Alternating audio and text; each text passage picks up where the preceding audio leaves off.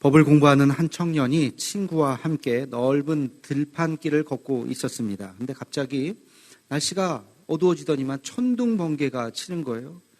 피할 겨를도 없이 큰 번개가 그 옆에 있던 친구의 머리를 내리쳤어요. 그 즉시 쓰러져서 새카맣게 타서 죽었죠. 너무 충격을 받은 이 친구는 그 자리에 하나님 앞에 엎드려 기도를 했습니다. 하나님, 목숨만 살려주신다면 내가 주님을 위해서 한평생 쓰임받겠습니다. 내가 수도사의 삶을 살겠습니다. 그렇게 기도를 했어요. 근데 정말 거짓말같이 날씨가 다시 화창해졌던 거예요. 생명을 건진 그는 집으로 돌아가서 부모님에게 이야기했습니다. 내가 이래 해서 법을 그만두고 수도사의 길로 가겠습니다. 부모님이 동의를 했겠습니까? 뭔 소리야. 그러나 고집을 꺾지 않고 수도사의 길로 걸어갔습니다. 우리가 잘 아는 종교개혁자 마틴 루터의 이야기입니다. 이날의 사건을 두고 어떤 사람들은 그 번개는 그저 하나의 자연현상일 뿐이야. 우연히 그 친구는 번개에 맞아서 죽은 거야 라고 말을 할 수도 있겠죠. 그러나 중요한 것은 이날의 이 사건 이후에 루터는 법학을 그만두고 하나님의 그 수도사의 사역을 하겠다고 자기 인생의 큰 전환점을 맞이하게 되었던 것이죠.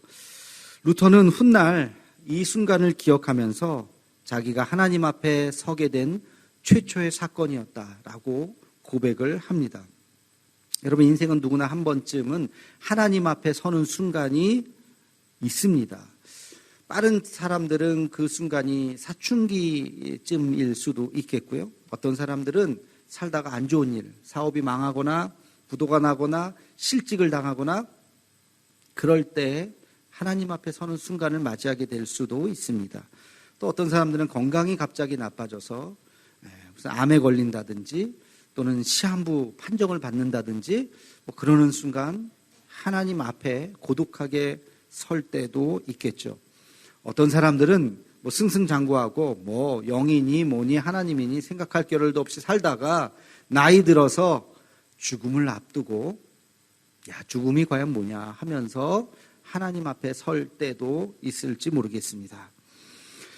어쨌든 사람은 누구나 살면서 한 번쯤은 그렇게 하나님 앞에 단독자로 고독하게 홀로 설 때가 있다는 것입니다. 그때 우리는 이런 질문을 하게 됩니다. 나는 누구인가? 나는 무엇을 위해서 살아왔는가? 지금 여기는 어디인가? 그리고 나는 이제 무엇을 해야 하는가? 하나님 앞에 서는 순간 이런 질문을 하게 됩니다. 지난주 말씀을 한번 이어가 보겠습니다. 갈대 상자에 떠내려갔던 그 모세는 바로의 딸의 눈에 띄게 되었고 바로의 궁에서 살게 되었죠. 그러나 그가 장성하면서 자기 어머니의 손에서 자랐기 때문에 너는 이스라엘 사람이다 하는 것을 알게 되었고, 이스라엘 사람들이 학대받는 장면을 보면서 그를 도와주다가 그만 애굽의 관리를 죽이게 되었고, 이 일로 인해서 애굽으로부터는 이제 사형 선고를 받다시피 해서 도망가게 되었고, 이스라엘 사람들도 저 사람 죽이는 사람이야, 무서운 사람이야 하고 자기를 멀리하게 되었죠. 그래서 광야로 쫓겨 나가서 산 세월이 40년의 세월을 살았습니다. 이제 그의 나이가 80이 되어버렸어요. 자기 인생을 생각해보면 얼마나 허망하겠습니까? 80, 노인이 되어서 이제 내 인생 참 기구하다. 이스라엘 민족을 내가 사랑했건만 한순간의 실수로 민족을 구원하기는커녕 그들 곁에 가지도 못하고 그저 내가 어느 나라 사람인지도 잘 모를 정도로 80평생을 살아버렸던 거예요. 희망도 다 잃어버리고 광야에 그저 한 촌노로 살아가고 있는 그의 앞에 어느 날 너무 신기한 장면이 펼쳐지게 되었습니다. 호렙산 근처에 이르렀을 때 떨기나무, 앙상한 떨기나무가 있었는데 희한하게 어디서 불이 붙었는지 활활 타오르는 거예요. 한참은 지켜봤는데 스스로 변하지 않고 계속 타는 거예요. 한 걸음 한 걸음 그 앞을 다가가게 되었죠. 그때 하늘의 음성이 들렸습니다. 우리 4절 말씀을 함께 같이 읽겠습니다. 시작. 여호와께서 그가 보려고 돌이켜 오는 것을 보신지라. 하나님이 떨기나무 가운데서 그를 불러 이르시되 모세야 모세야 하시매 그가 이르되 내가 여기 있나이다. 아멘. 모세야 모세야. 글쎄 그 음성이 어떻게 들렸는지 너무나도 분명하게 그가 자기 이름을 부르는 것을 들었어요. 그때 대답합니다. 내가 여기 있나이다. 내가 여기 있나이다. 중얼중얼거리면서 누가 나를 부르지? 누가 나를 부르지? 또 하나님께서 계속해서 말씀하십니다. 5절 말씀입니다. 함께 읽겠습니다. 하나님이 이르시되 이리로 가까이 오지 말라. 내가 선 곳은 거룩한 땅이니 내 발에서 신을 벗으라. 아멘. 너무나도 구체적인 그 음성을 들었어요. 내 발에서 신을 벗으라. 이 땅은 거룩한 땅이다. 아마 모세의 일생을 영화로 만든다면 이 장면이 전반기에서 굉장히 하이라이트일 거예요. 굉장히 중요한. 영화 감독이 정말 신경 써서 만들어야 되는, 이 연기도 굉장히 잘해야 될 겁니다. 뭐 그 떨기나무를 어떻게 연출을 할지, 요즘에는 CG가 있어서 뭐 그렇게 할지, 그걸 보면서 모세가 막 연기를 아주 잘하는, 하나님을 만나는 그 장면. 죽음을 기다리던 모세의 인생에 생명을 불어넣어주는 그 순간이잖아요. 여러분, 이 순간이 바로 하나님 앞에 서는 순간입니다. 모세가 하나님 앞에 서는 그 순간. 모세는 그의 인생이 이제 다 끝났다고 생각했어요. 80, 내가 지금까지 한 것도 없이 나이만 먹었네. 내가 뭘 할 수 있겠어. 이대로 그냥 죽는 거지. 양이나 치다가. 바로 그 순간 하나님이 다가오셨어요. 아까 말씀드렸죠. 하나님은 우리를 부르실 때가 있다고. 우리는 하나님 앞에 설 때가 있다고. 언젠가. 그게 언제인지 몰라요. 빨리 설 수도 있겠죠. 10대 때, 아니 20대 때, 아니 50대 때, 아니 모세처럼 80대 때 설 수도 있어요. 하나님 앞에 서는 그날 우리는 이런 질문을 할 수 있습니다. 나는 누구입니까? 나는 지금까지 무엇을 위해서 살아왔던 것입니까? 그리고 나는 어떤 존재가 되어야 하는 것입니까? 모세를 만난 하나님은 지금 모세의 이 질문 앞에 답을 해주고 있습니다. 우리 함께 같이 모세의 이 질문을 다시 한번 생각하면서 여러분 각자의 삶 속에 이 질문을 대입하면서 하나님의 음성을 듣는 이 시간이 되기를 주의 이름으로 축원합니다. 첫 번째 질문, 나는 누구입니까? 여러분은 어떤 존재입니까? 나는 누구인가? 여러분이 누구인가라고 묻는다면 무슨 말을 제일 처음 하시겠어요? 자, 모세가 하나님을 만나는 그 장면, 그 속에 매우 신비로운 체험을 하게 됩니다. 우리 3절 말씀을 함께 같이 읽겠습니다. 시작. 이에 모세가 이르되 내가 돌이켜 가서 이 큰 광경을 보리라. 떨기나무가 어찌하여 타지 아니하는고 하니 그때에. 이 큰 광경을 보리라. 글쎄 표현이 어떻게 잘 됐는지 모르겠어요. 너무 신비로운 광경이에요. 처음 보는 광경이에요. 야, 이게 뭐야? 이 큰 광경을 내가 보리라. 떨기나무가 어찌하여 타지 않는가? 자연 법칙을 거스리는 굉장히 신비한 체험을 하게 됩니다. 그러면서 모세가 뭘 느꼈을까요? 모세야 모세야 하는 하나님의 음성을 들으면서 하나님이시구나. 하나님은 어떤 분이세요? 하나님은 창조주이시구나. 하나님은 전능자이시구나. 전능하신 하나님이 나를 부르시는 것을 그가 느끼게 되는 것입니다. 여러분, 하나님이 전능하시다고 하는 것을 느끼는 순간 나는 어떤 존재라고 고백할 수 있어요? 나는 하나님의 피조물이에요. 피조물. 하나님이 만든 사람이에요. 내 인생의 주인이 내가 아니라고. 내 멋대로 내 마음대로 살 수 있는 내 인생의 주인이 내가 아니라는 거예요. 하나님이 나를 만드신 존재예요. 우리의 연약함을 알게 되어야 합니다. 나의 부족함을, 나의 아무것도 아니고 하나님 앞에서는 그저 낮은 존재라고 하는 것을 고백하면서 머리를 숙여야 됩니다. 하나님 앞에 서는 날 하나님의 전능하심, 하나님의 완전하심, 그리고 나의 연약함을 고백하는 마음. 예수님을 만난 베드로가 뭐라고 고백합니까? 주여 나를 떠나소서 나는 죄인이로소이다. 자기의 죄인인 것을 깨닫고 고백하는 거예요. 빛 대신 하나님이 우리에게 오면 자기의 죄가 드러나게 되는 거예요. 여러분, 만약에 지금 여기에 불이 다 꺼졌다고 생각해 봅시다. 그러면 주변에 더러운 거, 휘지 떨어지고 뭐 지저분한 거 아무것도 안 보일 거예요. 빛이 없으니까. 근데 불이 딱 켜지는 순간 지저분한 게 눈에 들어오는 거야. 아이고, 이게 또 쓰레기였네. 여기도 있었네. 만약에 여기 더 밝은 빛이 비친다면 지금 이 공기 중에 있는 수많은 먼지들이 얼마나 많은지 지금 여기서는 우리 눈에 안 보이죠. 여기는 얼마나 많은 먼지와 바이러스와 이런 것들이 있는지 더 강한 빛이 비춘다면 보일 거예요. 빛 대신 하나님 앞에 우리가 서는 날 내가 얼마나 보잘것없는 존재인지, 나 똑똑한 줄 알고 나 대단한 줄 알고 살았는데 하나님 앞에서 난 아무것도 아니구나. 내가 얼마나 연약한 존재이고 교만한 존재이고 그리고 더러운 존재인지를 깨닫고 그 앞에 엎드리는 것입니다.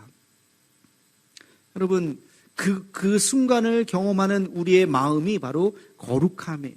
하나님에 대한 경외심이에요. 그 거룩함을 경험하는 거예요.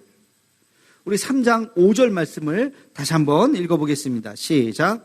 하나님이 이르시되 이리로 가까이 오지 말라. 내가 선 곳은 거룩한 땅이니 내 발에서 신을 벗으라. 아멘. 내 발에서 신을 벗으라. 왜? 이 땅은 거룩한 땅이기 때문에. 하나님이 임재하시는 곳은 거룩한 곳이기 때문에 더러운 인간이 그냥 함부로 갈 수가 없는 거예요. 이 땅은 거룩한 곳이다. 내 발에서 신을 벗으라. 신을 벗는다는 것이 뭘까요? 우리의 모든 죄악들, 허물을 다 내려놓는 거예요. 회개할 것 있으면 회개해야 되고요. 교만한 마음 있으면 다 내려놔야 되고요.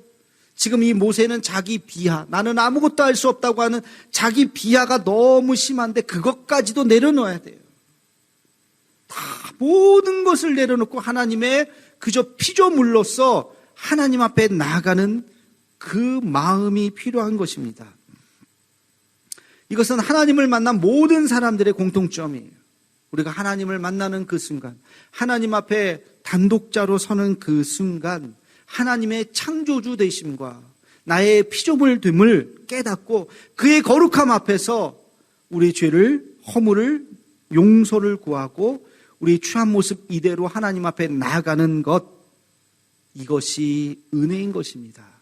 이 은혜가 저와 여러분에게 있기를 주님의 이름으로 축원합니다. 두 번째 질문을 할 수가 있습니다. 그것은 나는 지금까지 무엇을 위해서 살아왔습니까? 자기의 과거의 한평생을 돌이켜보면서 나는 지금까지 무엇을 위해서 살아왔고 여기가 도대체 어디입니까? 아마 모세는 이 질문을 너무나도 하고 싶었을 거예요. 하나님 앞에. 하나님, 내 인생이 도대체 뭡니까? 이 허무한 내 인생이 뭡니까? 한순간의 실수로 나는 지금 한평생 허망하게 살았습니다. 의미 없는 삶을 살았습니다. 나는 이제 아무것도 할 수 없습니다. 결론은 나는 실패자입니다. 모세가 하나님 앞에 그 이야기를 하고 싶었을 거예요. 그러나 하나님은 얘기하십니다. 너는 실패자가 아니다. 내가 너를 쓸 것이다. 너는 위대한 이스라엘의 지도자가 될 것이다. 지금까지의 시간은 그 시간을 위한 준비의 시간이었다. 밑거름의 시간이었다라고 하나님은 지금 모세에게 말씀해 주고 있는 장면입니다. 하나님 모세에게 가라라고 얘기했을 때, 와, 드디어 내가 쓰임받는구나. 알겠습니다. 가겠습니다. 모세가 그랬나요? 네, 성경을 읽어보세요. 아니요. 나는 못 갑니다. 절대 못 갑니다. 나는 할 수 없어요. 4장 13절에 보면 이런 말을 해요. 하나님, 주여 보낼 만한 자를 보내소서. 아니, 왜 하필이면 나예요? 저기 똑똑하고 젊고 능력 있는 사람들 저렇게 많은데 왜 나예요? 나 못해요. 나 말도 못하는 거 아시잖아요. 나 힘도 없는 거 아시잖아요. 근데 하나님은 아니야. 너가 가야 돼. 내가 이 날을 위해서 너를 지금까지 준비시켰기 때문에 너를 보내노라. 지난 시간도 얘기했지만 모세가 왕궁에서 40년을 살았다 그랬어요. 왕의 법도를 너무나도 잘 알았습니다. 그때까지의 애굽의 법은 여러분 역사 공부를 하시면 아시겠지만 함무라비 법적이라고 하는 고대에 굉장히 유명한 법이 있었습니다.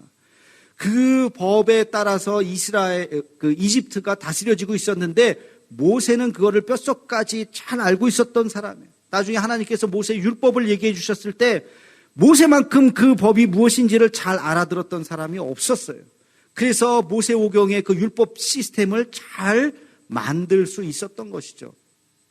그리고 광야에 40년 동안 그가 인내를 배우고 광야에서의 사계절을 알고 이 시간이 어떻게 지나는 것인지를 너무나도 잘 알고 있었던 것입니다. 그래서 하나님께서 모세를 통해서 이스라엘 백성들을 40년 광야 생활을 이끌게 하셨던 것입니다.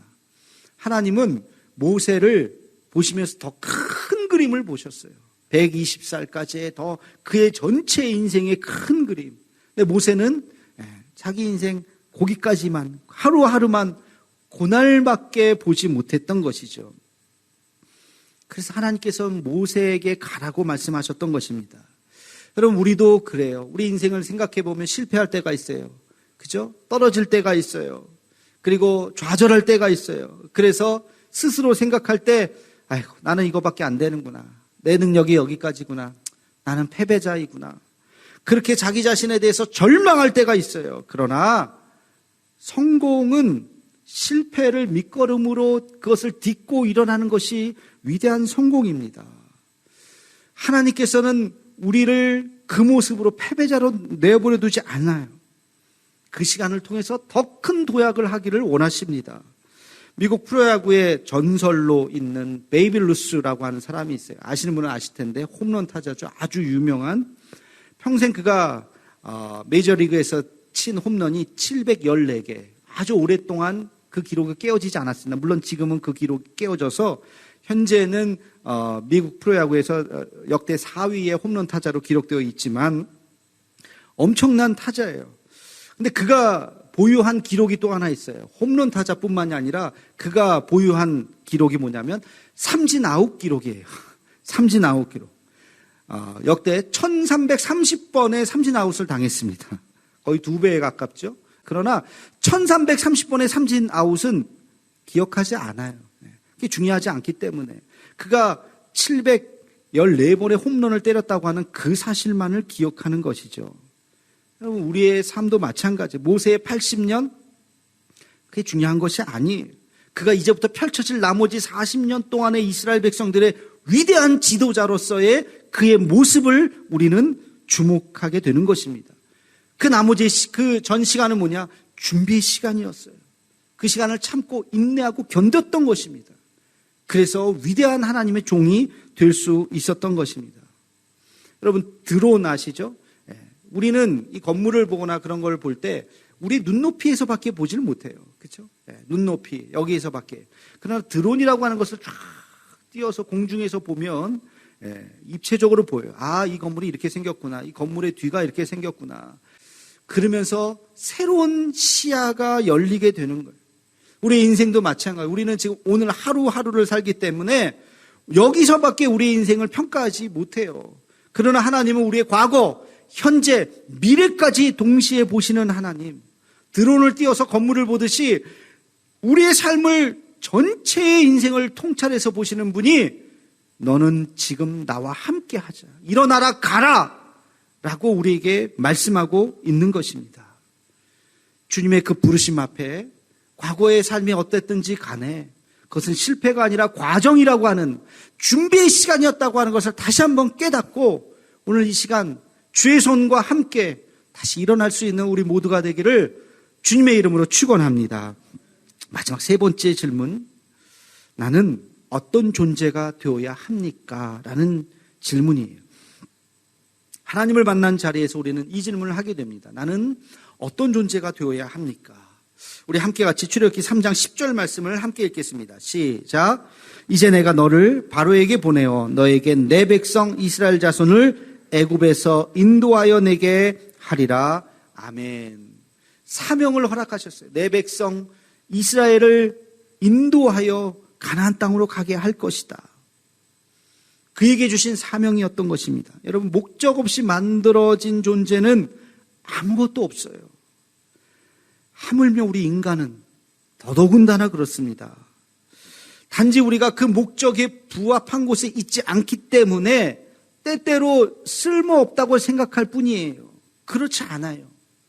제가 예전에 집에 이제 방 청소를 하고 책상 정리를 막 하다가 별 필요도 없는 앞정이 몇 개 나왔어요. 이렇게 보니까 이거 없어도 될 것 같아요. 그래서 싹 버리자. 그래서 싹 버렸어요. 깨끗해졌어요. 근데 얼마가 지나고 나서 뭘 또다시 이렇게 정리하는데 앞정이 필요한 거예요. 생각해보니까 내가 그때 싹 버렸는데 그때 왜 버렸지? 그때는 그게 쓰레기라고 생각했어요. 다 버려야지. 지금 필요도 없는데. 근데 알고 보니까 쓰레기가 아니에요. 꼭 필요했던 거예요. 근데 그냥 버려버렸어요. 여러분, 우리가 왜 내가 쓸데없다고 생각할까요? 쓸모 있는 자리에 없기 때문에 그래요. 그렇기 때문에 내가 착각하는 거예요. 내 인생은 쓸모없는 인생이구나. 쓸모없는 자리에 가 있기 때문에 그렇죠. 내가 쓸모 있는 자리에 가보세요. 얼마나 행복한지, 얼마나 내가 쓸데 있는 존재라고 하는 것을 알게 되는 거예요. 남의 자리에 가지 마세요. 남의 자리에 가면 불편해요. 어색해요. 남의 자리가 내 자리에 가야 돼요. 내 자리에 가면 너무 편해요. 나도 행복하고 옆에 있는 사람도 행복한 거예요. 여러분, 유명한 영성가 헨리 나우엔이라고 하는 분을 아실 겁니다. 많은 책을 쓰셨어요. 근데 원래 이분이요, 하버드하고 예일의 교수님이셨어요. 하버드 예일대 교수. 근데 그분이 교수직을 하면서 아무런 기쁨을 느끼지 못했습니다. 안식년을 받았어요. 그래서 1년 동안 이분이 프랑스의 정신지체 장애인들, 잘 이렇게 인지 못하는 정신지체 장애인들이 있는 거기를 추천을 받아서 거기서 봉사활동을 해야 되겠다 하고서 안식년 동안 거기를 가 있습니다. 라르쉬라고 하는 공동체를 갔어요. 거기서 이제 그 아이들을 만나게 되는데, 누구세요? 그랬더니, 나는 하버드에서 교수로 있습니다. 그랬더니 아이들이 하는 말이, 교수가 뭐예요? 하버드가 뭐예요? 자기는 지금까지 이런 대접을 받은 게 처음이었기 때문에, 나 하버드 교수야. 어이구 교수님, 하버드 교수님 하면서 사람들이 다 곱실곱실 됐는데, 하버드가 뭐예요? 교수가 뭐예요? 그런 아이들과 함께 봉사를 했어요. 너무나도 행복했어요. 자기는 거기서 소명을 발견했습니다. 그리고 그 교수직을 내려놓고 토론토에 있는 라르시 공동체에서 한평생 봉사를 하며 많은 책을 남겼습니다. 그게 지금 우리가 읽고 있는 헨리 나우엔의 많은 책들이에요. 그는 그곳에 있으면서 너무나도 행복해했어요. 그리고 그 자리가 내 자리라고 생각했던 거예요. 하버드 예일의 교수의 자리가 내 자리가 아니라 나를 행복하게 하는 그 자리가 하나님이 나에게 허락하신 자리라고 생각했던 것입니다. 여러분, 사람은 누구나 저마다의 사명의 자리가 있어요. 하나님이 모세를 택하셨고 그 길로 가라 하셨습니다. 그래서 그 과거에 쓸모없게 느껴졌던 그 과거의 80년은 위대한 준비의 시간이 되었던 거예요. 그 자리에 가서 이스라엘 백성들을 이끌고 광야에서 가나안 땅까지 가게 되었던 것입니다. 여러분, 나는 누구입니까? 여러분, 누구라고요? 나는 피조물이라고요. 하나님의 피조물, 연약한 존재. 하나님이 없이는 나라고 하는 존재가 있을 수 없는 그런 하나님의 피조물이라고 하는 것을 고백해야 됩니다. 지금까지 우리는 어떤 인생을 살았습니까? 성공도 아니요, 실패도 아니요, 무엇인가를 위한 준비의 시간. 하나님께서 나를 준비시키는 시간이었던 거예요. 여러분, 패배자는 없습니다. 실패자는 없습니다. 과정만 있을 뿐입니다. 나는 어떤 존재가 되어야 합니까? 하나님의 쓰임을 받는 그 사명의 자리에 우리는 나가야 합니다. 지금 그 자리가 불편하시다면 옮기셔야 돼요. 내가 행복한 자리로, 쓰임받는 자리로, 사람들이 환호하는 자리가 아니라 하나님께서 나를 만드신 그 자리로 나아가야 하는 것입니다. 이 사명의 길, 남은 인생 그 자리를 찾아서 주님 앞에 쓰임받는 저와 여러분의 삶이 되기를 주님의 이름으로 축원합니다.